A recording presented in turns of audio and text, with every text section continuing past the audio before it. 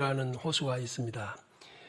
지역 따라 마을 앞에서 표현할 때는 서로 좀 달라서 여기는 게네사렛이라고 하지만 대표적으로는 갈릴리 호수 이렇게 알려져 있습니다. 그런데 워낙에 커서 어떤 때는 바다라고 불리워지기도 합니다. 여기 본문에 나와 있는 시몬 베드로는 그곳 출신입니다. 어려서부터 거기서 태어나서 부모의 형제에 따라다니며 전뼈가 굵도록 고기잡이 했던 어부이지요. 그런데 어느 날 밤새도록 그물을 던져서 고기를 잡으려고 해도 한 마리도 잡을 수가 없는 때가 있었습니다. 얼마나 힘들었을까요? 아침이 되자 배를 끌어올리고 그물을 손질하고 있을 때 일단의 무리가 모여왔습니다. 한 사람이 생면부지인 자기에게 그물을 던져서 깊은 데로 가서 고기를 잡으라고 합니다.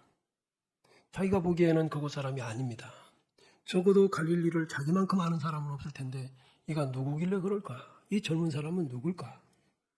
그런데 베드로는 그에게 선생님이라고 부르죠. 선생님이란 일반적인 호칭입니다. 상대를 높여 부르는 존중하는 표현입니다. 제가 밤새도록 고기 잡았지만 한 마리도 못 잡았다. 그러나 말씀에 의지하여 내가 가겠습니다. 그리고 가서 고기를 잡는 그 과정을 오늘 본문에는 쭉 나와 있습니다.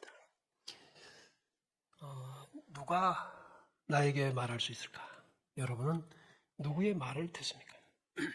오늘 우리는 자유, 민주, 권한, 인격 많은 것들을 동원해 가면서 내가 어지간한 것 말고는 내가 정해놓은 수준 이상은 절대로 순종하나 회사에서도 사표를 쓰고 나올 수 있는 그런 정도의 사고방식들을 우리는 갖고 있지요. 그런데 말입니다.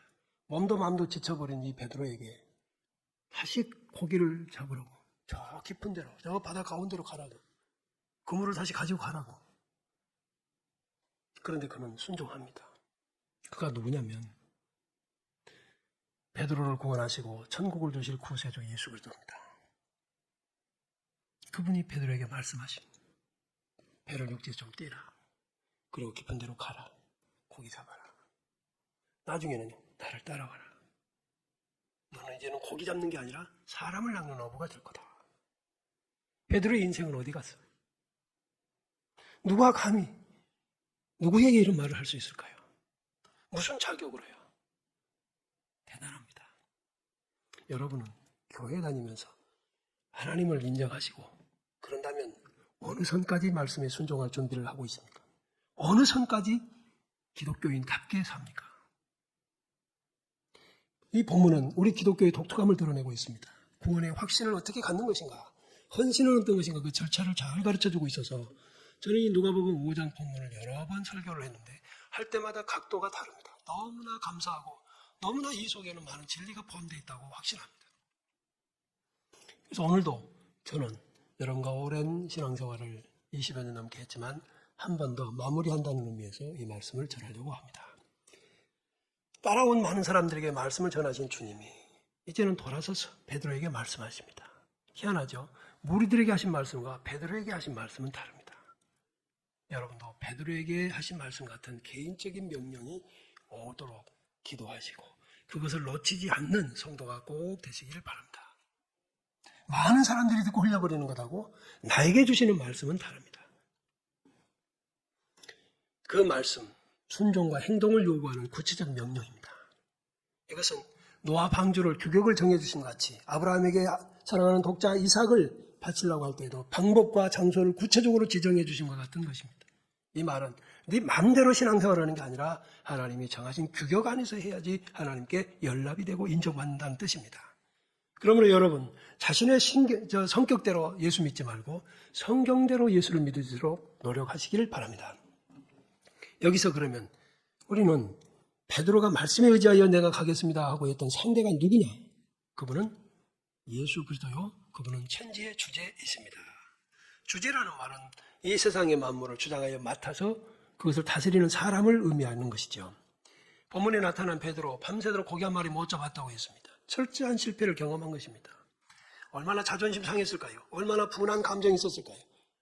단 한 번도 그런 적이 없는데 어떻게 한 마리도 못 잡느냐고. 그런데 그는 그물 몇 번 던져보고 오늘 안 될 것 같다 하고 단념한 게 아니라 밤이 새도록 수고했다고 했습니다. 안 될수록 더욱 힘썼을 것입니다. 그 짙은 바다에서. 스스로를 탓하면서 내가 오늘은 뭐가 잘못된가 이 구석 저 구석 다니면서 온갖 방법과 그동안의 경험과 상식들을 최대한 동원했을 것입니다만은 완벽한 실패입니다. 갈릴리에서 태어나 고기 잡으러 뼈가 굵어진 사람인데 이렇게 실패한 적이 없는데 왜 이럴까? 할 수 없이 시간은 가고 해는 떠서 그는 그물을 정리하고 집에 돌아갈 요량으로 그물을 씻는 중입니다. 자, 여러분, 그런데 왜 이쯤에서 베드로가 낙심해야 하는가 하는 것을 우리가 좀 생각해 봐야 됩니다. 놀라운 것은 이 철저한 실패가 실패로 끝나지 않는다는 것을 하나님은 성경에 기록을 해 두셨어요. 아멘. 실패는 실패로 끝나지 않는다는 거예요. 폴 트루니에라고 하는 우리 기독교 또 그리고 일반 심리학을 연결지은 참 훌륭한 학자가 써놓은 책을 제가 보면서 한 가지 통일된 그분의 주장이 있다면 사람은 어려움을 극복해야 위대한 사람이 될 수 있다는 거예요. 세계 역사 속에서 세계를 주락펴락하던 위대한 인물들 대부분은 고아 출신이라는 거예요. 본인도 생후 2개월 만인가 아버지가 떠난 세상을 떠나고 고아로 자랐다. 그런 어려운 가운데서 실패에 딛고 일어서서 수많은 사람을 유익하게 하는 존재가 돼. 그가 나열하는 많은 인물들은 놀라운 분들이 많습니다. 자, 그런데 세상에서는 실패가 실패로 끝날 수도 있겠지만 저와 여러분들에게 있는 이 실패는 베드로의 실패와 같은 것인 것을 먼저 인정하면 좋겠습니다. 혹시 이 가운데에서 원하는 대로 되지 않고 문제가 있어서 낙심 중에 있는 분이 있다면 어쩌면 우리의 실패보다 더 철저한 처절한 실패를 경험한 베드로를 통해 하나님께서 우리에게 위로하시고 너희들에게 힘을 내야 된다는 것을 가르쳐 주시겠다는 하나님의 뜻인 줄로 먼저 믿으시기를 바랍니다. 그래서 우리도 소망을 가지고 예수 그리스도가 누군가 그 앞에서 바르게 서야 됩니다. 베드로가 철저한 실패를 했을 때 찾아오신 분이 예수님입니다. 여러분의 인생 중에서 가장 힘들고 어려울 때 예수님이 찾아오시는지를 느끼는 성도가 되시면 좋겠습니다. 우리는 사람을 찾습니다. 다른 방법을 찾고 좌절하고 낙심합니다. 어떤 사람이 기적이 준비된 건가? 당연히 실패한 사람은 누구나 기적이 준비된 사람입니다. 꼭 기억하십시오. 나는 기적이 준비됐다. 외치셔야 돼요. 하나님께 아뢰십시오. 실패를. 사람에게는 숨길지언정 하나님께는 숨기지 마십시오. 지금 실패했으니 성공하게 하실 것이라는 것을 믿으시기 바랍니다. 지금 가난한 자는 부유하게 될 것도 믿으시기를 바랍니다. 실패 없는 인생 없습니다. 제가 아주 좋아하는 말, 넘어져 보지 않고 걷는 인생은 없다는 거예요. 넘어져 보지 않고 걸음마를 완성한 사람은 없다는 거예요. 기독교의 실패는 재앙이 아닙니다. 겸손하게 하시고 믿음을 주시려는 하나님의 사랑의 일부분입니다. 하나님의 능력을 경험하게 하시려는 하나님의 계획입니다. 어쩌면 그렇게 베드로가 철저하게 실패하게 되었을까? 우연인가? 세상의 우연은 없습니다. 없습니다. 여기 계신 여러분들도 이 말씀을 듣는 여러분들이 절대로 우연이라고 생각하시면 안 됩니다. 우연은 주인이 없다는 뜻입니다. 최근에 한 물리학자가 굉장히 인기 있는 분이시더군요. 방송에 나와서 왜 지구나 별이나 이런 천체 것들이 안 떨어지고 저렇게 돌고 있는가? 그것을 설명을 하면서 그 설명을 양자역학 어쩌고 하면서 이제 전문적인 용어를 많이 쓰시던데 가만히 들어보니까 예를 들어서 하는 게 그거예요. 자, 요만큼 던지면 바로 떨어지지만 좀 더 세게 던지면 더 멀리 가서 던지고 떨어질 거 아니에요? 아주 세게 던지면 안 떨어지고 돈다. 그럼 누가 던졌냐? 그렇게 물어보고 싶은데 그 사람하고는 통화가 안 되니까. 그럼 누가 던졌을까요? 그렇게 세게. 여러분, 그러니까 인간의 한계는 여기에요. 자, 우리는 그냥 쉽게 하나님이 그렇게 하셨다 그러면 됩니다. 창조주 하나님이 그렇게 하신 거예요. 그래서 모두 다 끌어당기는 힘이 있고 밀어주는 힘이 있고 다 지탱하는 것들로 제 궤도를 따라서 쭉 돌게 만들어 놨으니 그대로 하고 있다 그러면 될 건데 세게 던져서 이만큼 떨어질 거다고 저만큼 떨어질 것을 어떻게 보면 설득력이 있는 것 같은데 듣고 나서 제가 가만히 있어. 그럼 누가 그렇게 세게 던졌지? 여러분, 우연은 없습니다. 여러분과 제가 지금 이 자리에서 이 말씀을 듣는 것은 하나님의 계획 중에 있다는 것을 믿으시기 바랍니다. 먼저 그것을 인정합시다. 여러분이 실패를 했어도, 여러분이 어떤 질병을 갖고 있어도, 가정의 문제가 엉망진창일지라도 바로 이 순간에 이 말씀을 듣게 하신 것이 하나님의 뜻인 줄로 믿고 귀를 열고 마음을 열어 주의 뜻을 담으시기를 바랍니다. 질병으로 시달린다? 왜 나만 하필 그런가? 아니요. 기적이 준비된 분이세요. 저도 질병으로 시달리다가 고쳐주셔서 여기 있으니까 여러분도 그렇게 되리라고 믿습니다. 실패하지 않았다면 예수님의 전능하신 하나님인 것을 베드로가 어찌 알았겠습니까? 우리를 부르신 하나님은 전능자 창조주입니다. 더구나 우리를 사랑하시는 아버지입니다. 얼마나 우리를 사랑하시는지 독생자를 십자가에 내어주심으로 그 사랑을 증명하신 분이 우리의 실패한 순간, 우리의 병든 순간, 우리의 고독한 순간들을 사용하셔서 말씀하십니다. 주저앉아 있지 말고 일어나 깊은 데로 가라. 이제 여러분, 우리 할 일은 베드로처럼 의심을 버리고 그분의 품에 안겨버리는 겁니다. 병든 자를 찾아오신 예수님께 병든 몸을 맡기시면 된 줄로 믿으시기 바랍니다. 병든 영혼, 왠지 그렇게 믿음이 안 들어가고 의심이 있고 짜증이 있고 물러가는 것 같은 그런 순간들이 있다면 그 병든 영혼을 주님께 맡기십시오. 병든 사업 주께 맡기십시오, 여러분. 내 사업이 병들었습니다. 그물이 찢어질 만큼 2배가 가득하게 되는 충만함을 경험하게 하신 것을 왜 하나님은 감추지 않으셨을까? 너희도 그렇게 하거라. 너희도 그렇게 되거라. 이제는 고집 버리고 베드로처럼 깊은 데로 가거라. 얕은 데서는 되는 게 아니다. 지금 이 자리에 계신 여러분, 신앙의 얕은 자리에서 철삭거리는 분들은 안 됩니다. 왜 얕은 자리에 철삭거립니까? 자신의 경험으로 이 시간에는 지금 저 깊은 데 가봤자야. 그동안 한 번도 저기서 못 잡아서 이 시간대. 이런 경험들이에요. 근데 하나님은 우리의 경험을 뒤집어서 하시니 우리는 고집과 내 상식 버리고 그저 말씀을 따르는 겁니다. 그동안 고집대로 살았어요. 경험을 바탕으로 살았어요. 상식을 앞세웠습니다. 이성을 내세웠지요. 바보같이 신앙생활 하지 말라고 한 것이죠. 똑똑한 척해. 아닙니다. 하나님의 말씀은 가장 큰 지혜입니다. 기적이 상식이 될 것입니다. 복음의 능력이 얼마나 충만한지 경험하게 될 겁니다. 어느 아버지가 자녀의 공핍을 즐기겠습니까? 이제는 아버지의 품에 안기는 믿음을 가져서 자신을 의지하지 말고 사람을 의지하지 말고 사랑의 하나님, 풍성한 전능하신 하나님을 의지하시기 바랍니다. 베드로에게 2배를 가득히 채운 값비싸고 좋은 생선, 더 이상의 의미가 없는 삶이 되었어요. 지갑을 두둑히 채워줄 돈이 보이질 않았어요. 그는 고기가 보인 게 아니라 딱 하나가 보입니다. 예수. 여러분의 눈에는 무엇이 보입니까? 여러분, 빈배는 주님을 만날 기회입니다. 그 빈배에 가득히 채워주신 고기는 주님을 외면하라는 것이 아니라 도리어 그는 그 모든 것을 버리고 주님께 집중하는 은혜가 되기도 했습니다. 베드로가 고기로 가득한 배를 버리고 주를 따르듯이 바울 사도가 자신에게 유익하던 것들을 배설물로 여기고 주를 따르듯이 가치의 전환이 이루어지는 것, 이게 진짜 은혜 받는 사람의 모습이에요. 정말 이렇게 돼야 돼요. 목표가 달라졌습니다.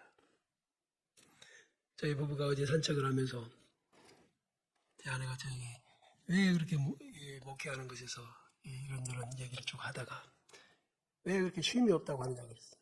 그래서 제가 그랬어요. 나는 설교자로서 설교를 안 하는 시간도 긴장한다. 미안한 얘기지만 직장인 여러분들도 직장생활 하시고 오셔서는 직장과 상관없는 다른 일을 하시고 취미생활도 하실 수 있죠. 목사인 저도 시간 많아요. 많이 하려면 굉장히 많이 할 수 있어요. 그런데 그 많은 시간 동안에 저는 목사로서의 일을 해야만 하는 거예요. 설교에 방해가 안 되게. 저도 그러니까 나는 교회에 있을 때만 목사고 교회를 떠나면 내가 마음대로 해도 되는 게 아니라 나는 설교를 위해서 24시간이 목사여야 하기 때문에 내가 하고 싶은 걸 못한다 그 말이에요. 이해가 되십니까? 그것이 제 믿음이 식으면 무겁고요. 제 믿음이 아주 건강하면 보람 있고 즐거워요. 여러분도 그럴 겁니다. 삶의 초점이 바뀐 거예요. 이것이 참 신앙이에요. 간호에 의해서 고기를 버린 게 아니라 스스로 선택합니다. 무엇이 더 나을지를 분명히 비교하고 그는 주님을 찾게 된 것이. 저는 우리 무선요한교회 교우들도 이 말씀을 듣는 모든 심령들이 다 정말 예수님만이 세계 최고다. 내 인생에서 가장 강력한 가치다. 그렇게 깨달았으면 좋겠어요. 그날이 올 줄로 믿습니다. 그래야만 스스로 세상의 것들을 버리고 우리는 날마다 주시는 만나로 가나안만 가면 되는 것처럼 우리는 날마다 우리의 걸음이 천국만 가면 된다고 믿습니다. 빈배를 채우려고 예수님을 찾는 사람이 많습니다. 목회하면서 보니까 교우들이 그런 분들이 제법 있습니다. 자신의 빈배를 채우려고 그분의 능력을 의지하려고 했습니다. 사실은 그분에게 부르짖고 그분에게 앞에서 금식하지만 그것은 뭘 얘기하는 건가? 주님만 보이게 해달라고 기도하는 것이 아니라 그 능력 힘입어서 내 빈배를 채우겠다는 뜻입니다. 그러면 채워진 것으로 주님으로부터 멀어지고 등을 보이는 일들도 있습니다. 믿음이 있기 때문에 열심을 내는 것이 아니라 주님을 이용해 먹어야 되니까 열심을 내는 것. 여러분, 이건 관계 아닙니다. 정상적인 관계가 아닙니다. 그분을 만나려고 열심을 특심으로 하고 새벽 기도를 하고 철야 기도, 산기도, 금식 기도를 한다고 할지라도 그래도 진짜 은혜는 주님만 보이는 겁니다. 그게 진짜 보배예요. 그 보배를 발견한 사람이 남은 생을 행복하게 살 수 있습니다. 그러나 진정 예수님을 만난 이들이 이런 것들을 배설물로 여기고 주 앞에 나서면 그 삶은 불행한 게 아니라 누가 뭐라고 해도 어떤 환경에서도 예수 안에 행복한 사람이 될 줄로 믿습니다. 교회에는 두 종류의 사람으로 채워져 있습니다. 하나는 예수님을 통해 빈배를 채우려는 사람, 또 하나는 이미 가득히 채워진 것을 버리고 예수를 따르는 사람. 전자는 물질에서 만족을 얻으려는 사람들로 보이고요. 그러나 후자는 예수님의 가치를 알고 오직 그분만을 소유하려는 사람들입니다. 역사 속에서 예수님이 어떤 분인가를 증명하고도 남습니다.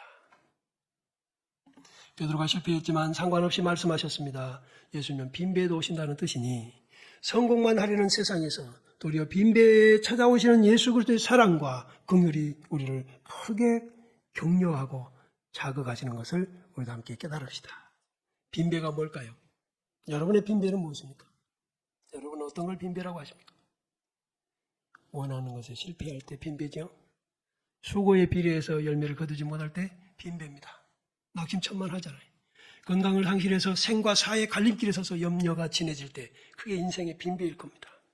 또한 나이가 많아서 이제는 아무것도 소망이 없고 미래보다는 과거 얘기밖에 할 게 없는 사람, 아마 빈배일 것 같아요.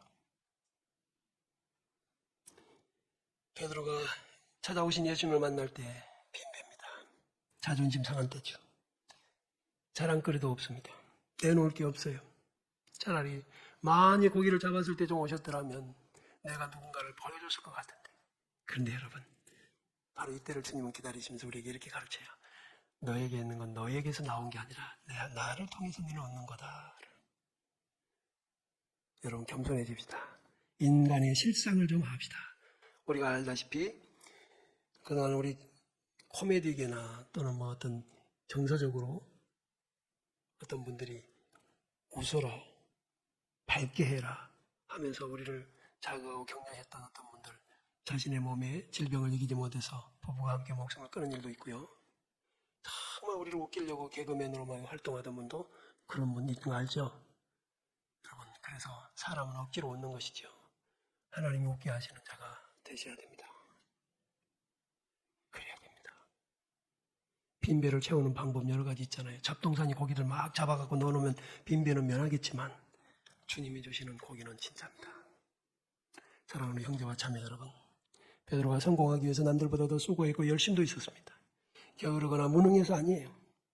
그는 손바닥이 손금 보듯이 그 바다를 알고 있었던 사람이라고 감히 말할 수 있잖아요. 그런데도 불구하고 실패하는 거예요. 밤이라는 보통 사람들은 일하는 시간이 아님에도 불구하고 그는 밤에 일했습니다. 일하기 쉬운 때가 아닌 줄 분명히 알지만 그 거칠고 답답하고 어두운 거기서 열심히 했습니다. 그러나 빈배입니다. 왜 이렇게 됐을까요? 바로 이때에 예수님 만나는 거예요. 이때가 예수님 만나는 때예요. 이때 예수님이 찾아오시는 거예요. 이때. 여러분, 부끄러워하지 마세요. 하나님 앞에 내놓으시면 돼요. 주님은 성공한 인생들만 눈여겨보시는 것이 아닙니다. 우리가 언제나 배를 가득히 채울 수 있다면 좋겠는데, 내 인생이 빈배가 아니라 자랑거리로 충만하면 좋겠는데 우리 그럴 수 없다고요. 그럼 왜 그렇게 되냐고요. 바로 예수님 만날 기회를 주시기 때문입니다. 사람들은 실패를 부끄러워합니다. 어떤 일을 성공하지 못할까 두려운 마음을 앞세우지요. 그러나 우리는 전능하지 못하고 완전하지 못합니다. 언제나 실패할 수 있습니다. 그 실패가 베드로에게 찾아온 것처럼 우리에게도 찾아올 수 있습니다. 이미 경험한 분들도 있을 거예요. 실패를 경험하고 의욕을 상실한 분들, 하나님을 원망하는 이들. 아니, 이제 여러분, 성공만 하려고 하는 것이 사람의 욕심인 것을 먼저 인정합시다. 실패하면 절대 안 된다는 것은 사람의 교만이고 무지입니다. 실패를 통해서 베드로는 이렇게 인생이 바뀌는 놀라운 은혜를 받게 된 줄로 믿습니다. 하나님께서는 우리 인생의 실패를 통해 재창조의 사역을 시작하십니다. 우리의 재창조, 우리가 새롭게 됩니다. 하나님께는 인생의 실패가 필요합니다. 교만이 꺾이는 순간 하나님의 음성이 들리기 때문입니다.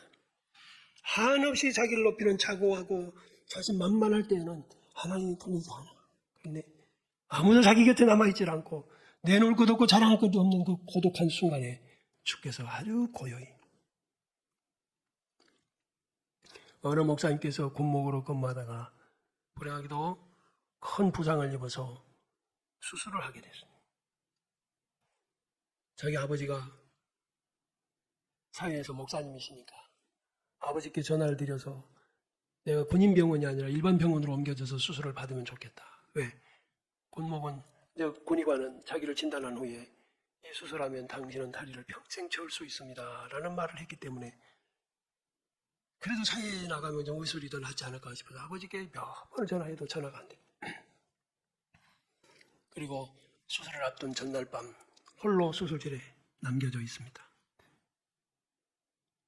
목사 초임생, 군목이니까 목사 된 지 얼마 안 되죠. 이런저런 생각을 하면서 이제 나는 앞으로 평생을 채울 수도 있겠구나 하는 절망스러운 생각의 순간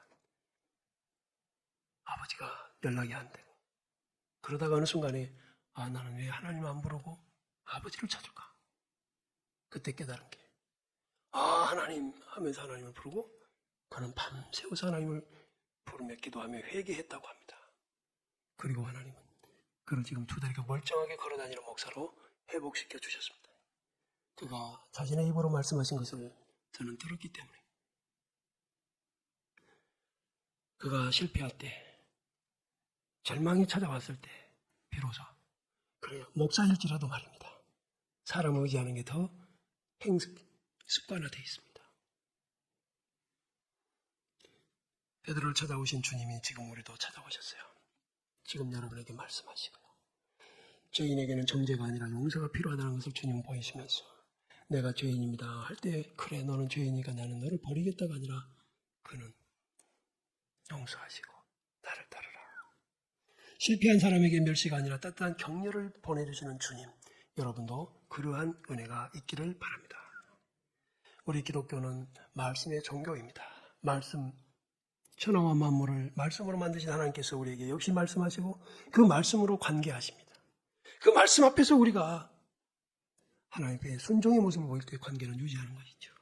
여러분, 이 많은 숫자의 예배를 드린 여러분들에게 이 시간도 주의 종인 저를 사용하셔서 말씀하실 때 여러분에게 너 지금 뭘 너는 잘못한 게 있어. 너는 이렇게 해야 돼 하는 것이 깨닫고 마음에 결심한 바가 있다면 하나님 여러분에게 관계를 유지하고 계시다는 것을 먼저 깨달으시기 바랍니다. 베드로에게 가서 딱 말씀하셨어요. 그러니까 베드로가 이해하고 합니다. 그래서 그 관계가 유지되는 거예요. 만약에 당신 뭔데? 나 지금 자존심 상하고 기분 나쁘고 몸도 마음도 지쳤는데 난 간다. 그러고 끝냈더라면 얼마나 많은 사람들이 지금도 하나님 말씀 앞에서 그런 태도를 보였는가 보죠. 우리는 너무나 많은 상식들을 가지고 하나님 말씀을 책입니다. 전에 섬기던 어떤 교회에서 어떤 할머니가 저한테 그래요. 목사님 말씀은 늘 어려워요. 어떻게 그렇게 말씀을 따라 산답니까? 그러니까 목사님이니까 그런 말을 하고 우리니까 형편대로 살아야 된다고 그 말이 잊혀지지 않는 씁쓸함으로 남아있습니다. 여러분 베드로가 나는 이제 지쳐서 못 갑니다. 가고 싶긴 하지만 어떻게 노를 저어서 저 깊은 데까지 가겠습니까? 못 갑니다. 또한 이 생엔 그물을 가지고 들어가면 고기 잡기는커녕 찢어져서 나는 더 큰 손해를 볼 겁니다. 아니에요. 제가 말씀에 의지하여 누가 가요? 내가 간다. 말씀에 의지하여 내가 갑니다. 할렐루야. 다른 사람이 가는 게 아니라 내가 가야지 된다고 말씀. 노아에게 방주를 만들라는 말씀. 아브라함의 이삭을 바치라는 말씀. 사르반 여인에게 마지막 남은 한 움큼으로 주의 종을 먼저 대접하라는 말씀. 죽음이 도살인 예루살렘을 떠나지 말고 그 예루살렘에서 기도하라는 제자들에게 주신 말씀. 모두 그들은 순종한 줄로 믿습니다. 그렇게 순종한 사람들을 하나님이 쓰시고 그들의 보호자가 되시고 그들의 궁극자가 되시고 절대자의 명령에 절대 순종하는 것, 이거 신앙생활이에요. 베드로에게 그 순서가 왔고 우리에게도 그 순서가 온 거예요. 만약에 그런 명령들이 없다면 하나님과 관계가 없을지도 몰라요. 그런데 그 하나님은 여러분의 양심에, 여러분이 어떤 것을 판단할 때, 어떤 것을 선택해야 할 순간에 본능이 생각나게 하실 겁니다. 여러분 그래서 하나님과의 관계가 있는 사람들이죠. 그때 순종해야 하는데 경험 얘기하고 있고 다른 사람들이 막 아니 쳐다보고 있는데 이 일을 하면 내가 얼마나 창피할까. 그 유명한 깡패였던 김익두 목사님, 그분이 회개하고 주를 만나고 신학교를 다닙니다. 신학교를 가는 그 골목길에서 한 안진뱅이를 보게 됐습니다. 늘 그 앞에 앉아 있습니다. 근데 어느 순간인가 사도행전 3장에 안진뱅이 생각이 납니다. 이야, 나도 해봐야겠다. 그리고 가서 여보시오, 나를 쳐다보시오. 손 내밀어요. 나한테 은과 금은 없지만 나사는 예수 이름으로 일어나 걸으라 그러고 하는 거예요. 이게 뭔 일인가 갖고 딱 잡아 일으켰는데 그분이 얼마나 깡패 노릇을 하고 이제 등치가 컸는지 이 안진뱅이가 덜렁덜렁 들려 올라 있는 거예요. 아야, 아파요. 근데 그는 그럴 줄 알고 사람들이 보는 앞에 못하고 없고 저 골목으로 가가지고 혼자. 여러분 하나님 다 보고 계신 거예요. 지금 우리도 하나님 앞에서 순종할 때 사람을 너무 많이 의식을 합니다. 베드로는요, 예수님과 함께 왔던 그 많은 무리들 앞에서 깊은 데로 가는 거예요. 할렐루야. 여러분, 사람을 극복하지 못하면 신앙생활 전진할 수 없습니다. 사람을 극복하지 못하는 사람, 사람만 의식하는 사람은 하나님부터 떠나게 되어 있습니다. 보는 앞에서 하는 거예요. 중풍병자가 지붕을 뜯어내는 그 친구들과 함께 사람들을 해치고 들어갔을 때 소경 바디메오가 잠잠하라 시끄럽다 별소리를 다 하고 꾸짖는 그 많은 사람들 앞에 더욱 심히 소리 질러서 예수 그리스도를 멈추게 할 때, 할렐루야, 여러분도 이런 믿음이 있으면 됩니다. 우리 인생에는 진짜 해답이 딱 하나, 예수님이요. 예수님 만나야 돼요. 우리 기독교는 말씀이 정도예요. 그 말씀이 하나님과 우리 인간, 특히 구원하신 성도들과의 관계성을 결정짓는 중대한 요소가 됩니다. 베드로처럼 실패했어도 상관이 없어요. 문제가 뭐냐? 실패한 사람에게 주신 순종을 요구하는 말씀을 순종하면 실패가 도리어 큰 유익이 되더라고 말이에요. 문제는 오늘날 하나님의 말씀이 절대화가 아닌 상대화가 됐다는 거예요. 내가 듣고 싶은 것만 듣고 될 것 같은 것만 되고, 아까 김익두 목사님처럼 그 신학생 시절에 사람들이 자주 오고 가는 그 앞에서 바로 하는 게 아니라 안 될 수도 있겠다 하니까 없고 골목에 가가지고 이제 나 쳐다봐요 하고서 믿음의 선조들에게 주시던 말씀이 이번에는 우리에게 내려집니다. 이 시간에 여러분 그 말씀 앞에 어떻게 반응할 것이며 그 결과가 무엇인지 깨닫고 인생의 변화가 일어나기를 바랍니다. 여러분의 믿음의 순종을 방해하는 것이 무엇인지, 첫 번째가 사람이라는 거 꼭 기억하십시오. 첫 번째가 사람입니다. 그런데 반대로 믿음을 정말로 현실화시키는 방법 첫 번째가 뭐냐? 하나님입니다. 말씀. 아멘. 내가 하나님의 뜻이 이것이다 하면 그렇게 하는 거예요. 정말 그 말씀 앞에서는 어린아이같이 순진하시기 바랍니다. 따지지 마세요. 계산하지 마세요. 그냥 순종하시면 됩니다. 하나님이 보시면 됩니다. 사람이 보면 바보 같다 그러고 사람이 보면 그렇게 해서 어떡할 거냐 그러고 체면이 있고 별 소리를 다 듣겠지만 아니에요. 무리들이 함께 왔을 때 그 많은 사람들이 보는 앞에서 그러므로 사람을 극복한 신앙이 되게 해달라고 기도하셔야 돼요. 아멘. 사람을 극복하게 해달라고 마무리합니다. 오랜 세월 신앙생활했다면 연수가 자랑이 될지는 몰라도 하나님을 경험하지 못했다면 그건 아무것도 아니죠. 이제까지의 경험, 이성, 방법 이거 다 순종의 장애가 되고 방해가 됩니다. 버려야 돼요. 버리십시오. 안 될 것을 되게 하시는 이가 하나님이시고 없는 것을 있는 것 같이 부르시는 이가 하나님이시고 죽은 자를 살리시니까 하나님이신 것을 믿으신다면 저는 여러분 이성과 과학적 사고가 충천한 이 세상에서 저와 우리 교우들이 정말 이렇게 베드로처럼 순종하여 내 몸은 천근만근 무거워도 내 감정은 낙심천만해도 내가 가진 것이 순종하다가 보면 더 손해를 입을 것 같아도 하나님의 말씀이 그러니까 하고 가면 하나님을 경험하게 되리라고 확신합니다. 우리를 사랑하시는 주님이 이 마지막 때에 끝까지 믿는 자답게 베드로처럼 순종하는 사람으로 남아있기를 바라시는 말씀 오늘도 우리에게 주신 것을 감사하고 우리 2023년 말씀에 순종하는 훈련 더 해 나갑시다. 일어나서 같이